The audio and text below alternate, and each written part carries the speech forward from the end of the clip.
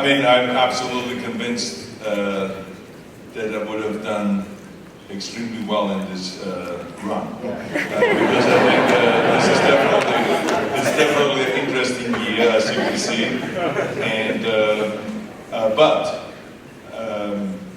the reality of it is the Constitution is different.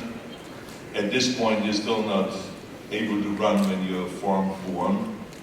Even though I did a lot of detailed checking in that maybe my mother had an affair with an American soldier.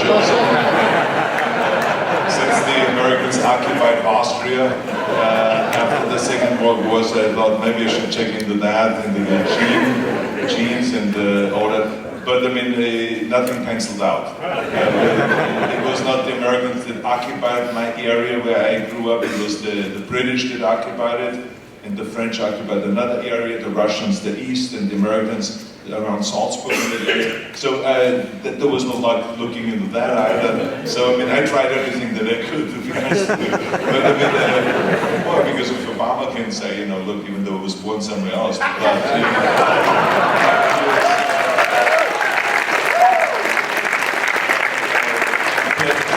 said, oh yeah, I was born in Canada, but you know, my mother was over here and she was a citizen of America. So everyone has their own little twist. So maybe I can find my own spin. It just didn't work out. But I have to say that everything that I have accomplished in my life is because of America. And so I cannot complain because there's one thing that I can't do.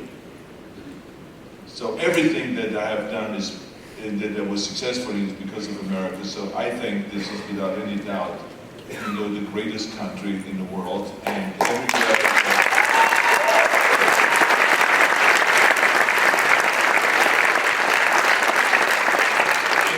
you know, it's a political year, and you will hear candidates talking about that the country's broken and we're down and we're going to rebuild it, we're going to take it back. It all sounds good during a campaign. And people do that, but the reality of it is that I've, you know, traveled so much around the world, that for the movies and for bodybuilding, and we have now the Arnold classes, as you know, in 6 different continents, and so I travel all the time, I'm going skiing overseas and having fun, and taking vacations, and I talk to people, and there is no one that doesn't love to move to America. I mean, everyone always asks me, says, well, what's the best way for me to move to America? How can I get a job in America? I want to move to California. I want to move to New York. I want to move to Florida. I want to go to Ohio. Whatever the state is, everyone has their own favorite areas, but they want to come to America. They all want to come to America. Why? Because it is still the best country in the world. And the key thing now is just for us to keep it the greatest country in the world. And this is why it's very important to elect the politicians that really can prove they in fact can manage it and can bring people together, because there's not one single party that can do it by themselves. I have been governor of California, and I can tell you, even though I'm a Republican, but the first thing that I did was I was able to bring Democrats and Republicans together, because the only way you can build a state, or rebuild a state, or rebuild the country, or build a country, build the infrastructure, do the healthcare reform that we need, do the immigration reform that we need, and do the kind of things that we need to do. You can only do when both of the parties work together. And so this is why you can be a conservative or you can be a liberal, but you got to work together in order to get it done together. And so this is why it is important that we elect the right people. They can unite people, they can bring people together, and that actually have a vision of where America should go, and then, you know, fix the problems as they come along. What do you think about your buddy Donald Trump's chances at being elected? I don't think people really took him serious at first, but clearly he's gained a lot of ground, still winning in the polls. Does he have a legitimate shot? Well, I think that the polls show, you know, the numbers that people are buying into what he has to say and all that stuff. I don't want to get political here and talk about that, but the bottom line is, you know, the people in each state as he goes, they listen to his message, and you know, he's ahead in some of the states. In other states, Cruz is ahead. In other states, Rubio is ahead. In other states, Kasich is ahead. So you know, I love Kasich, the governor of California. I have to say, because he's a man that you know, has shown over and over that he can handle the situation. I mean, the guy, when he was in Congress, and he was the chairman of the House Budget Committee. I mean, this was the first time they balanced the budget, which was unheard of. First time they balanced the budget since a man walked on the moon, the first time. So, I mean, that is really quite an accomplishment. And then when he became governor, he licked the problem of an $8 billion deficit here in this state. And now they have a $2 billion surplus in the state of Ohio.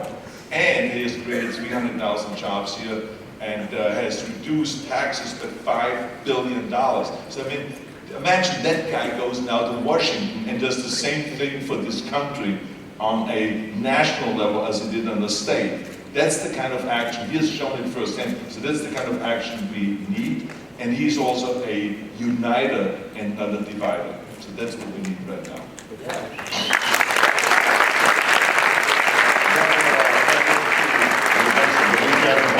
Lots of stuff to cover, of course, another great and successful Arnold Classic weekend.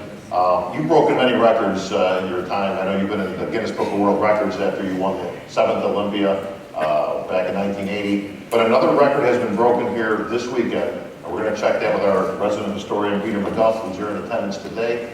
I believe this was the very first Snapchat ever taken on an IFBB stage by yourself.